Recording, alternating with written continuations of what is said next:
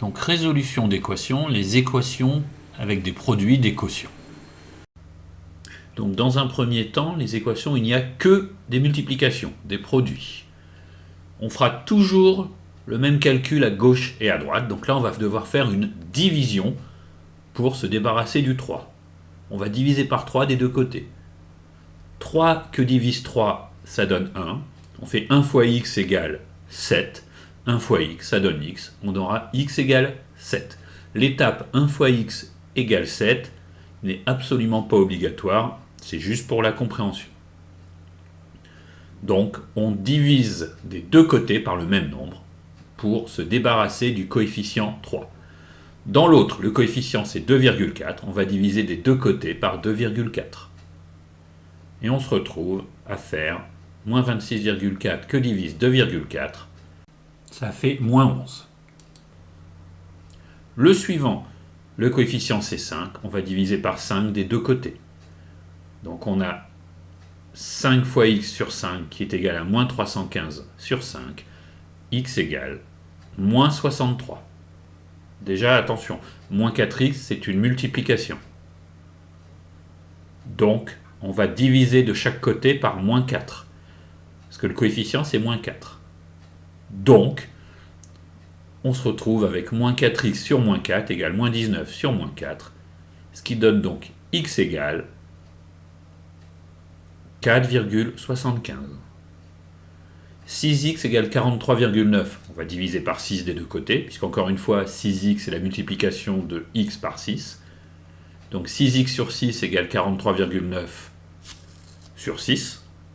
Donc ce qui nous donne x égale 7,32. Et le suivant, le coefficient c'est 0,5. Donc on fait 0,5 fois x égale 17. 0,5 que divise 0,5 fois x est égal à 17 que divise 0,5. On se retrouve avec x égale 34. Au passage, on voit que diviser par un nombre plus petit que 1, ça revient à multiplier par un nombre plus grand que 1. Alors maintenant, ce ne sont que des quotients. Donc cette fois, on va faire une multiplication de chaque côté. Donc premier, on va multiplier par 4 de chaque côté. 4 divisé par 4, ça fait 1. 1 fois x égale 76. X égale 76.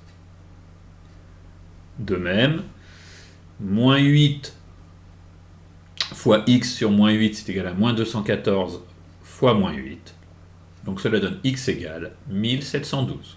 Donc le suivant, le diviseur, c'est moins 3. Donc on fait moins 3 fois x sur moins 3. C'est égal à 189 fois moins 3. Ce qui nous donne x égale moins 567. Le dernier, x sur 5 égale 1,8. On multiplie par 5 dans chaque membre. Ça fait 5 fois x sur 5 égale 1,8 fois 5. Ça fait x égale 9.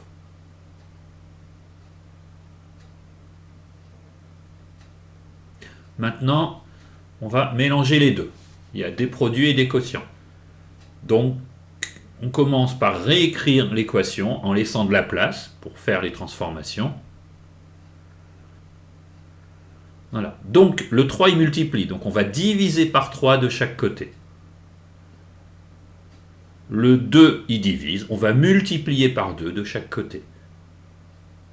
À gauche, il ne nous restera que x. À droite, il restera 36 fois 2 sur 3, ce qui fait 24. Même chose pour le suivant. Donc, 7x sur 5 égale 91. Celui qui multiplie, c'est 7. Donc, on va diviser par 7 de chaque côté. Et l'autre, il divise. Donc, on va multiplier par 5 de chaque côté pour faire le contraire. Une division par 5, son contraire, c'est une multiplication par 5. On a donc x égale 65. X sur 4 fois 9 égale 12. Donc, comme on divise par 4, pour s'en débarrasser, il faut multiplier par 4 des deux côtés. On multiplie par 9, donc il faut diviser par 9 des deux côtés. On a donc x égale 48 que divise 9, ce qui nous donne une valeur approchée de 5,33. 3x sur 13 égale 60. Comme on divise par 13, on va multiplier par 13 des deux côtés. Et comme on multiplie par 3, on va diviser par 3 de chaque côté. Et quand on fait le calcul, on se retrouve avec x égale 260.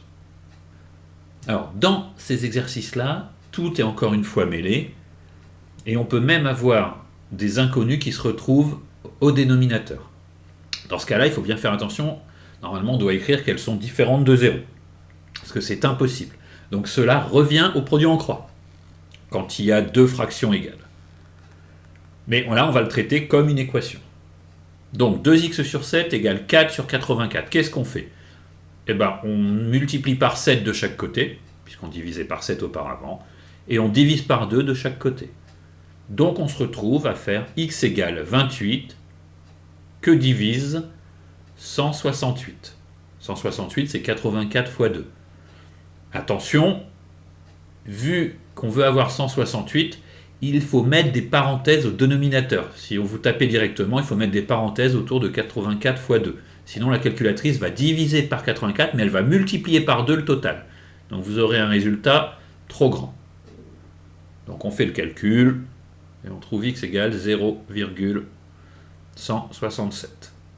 Donc 2 sur 5y égale 3 sur 48.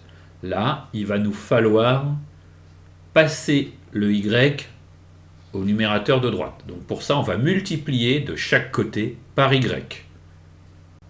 Donc on va faire 2 sur 5y fois y, qui est égal à 3 fois y sur 48. On multiplie par y les deux numérateurs. Et ensuite, on peut se débarrasser du 3. Multiplié par 3, on va diviser par 3 de chaque côté. Et se débarrasser du 48, on divise par 48, donc on va multiplier par 48 de chaque côté. Toujours faire l'opération contre. Il faut y aller petit à petit, même quand ça a l'air compliqué. Donc, on se retrouve avec 48 fois 2, 96, 5 fois 3, 15. Donc 96 sur 15, c'est égal à y. On fait le calcul, et on trouve encore une fois en valeur approchée, il faut toujours arrondir les résultats quand ça ne tombe pas juste. Donc 6,4. Donc en dessous, la réponse c'est x égale 40. Je vous laisse chercher. Celui d'à côté, z, c'est égal à 800 sur moins 27. Ça, c'est la valeur exacte. Et en valeur approchée, c'est moins 29,6. Donc 5 sur 2 égale 4x sur 33. La valeur exacte, c'est x égale 165 sur 8, ce qui est égal à 20,625 en écriture décimale. Ça, c'est la valeur exacte. Elle ne fait pas un nombre avec une infinité de chiffres après la virgule. Et celui d'à côté, ça donne la réponse x égale 2,4.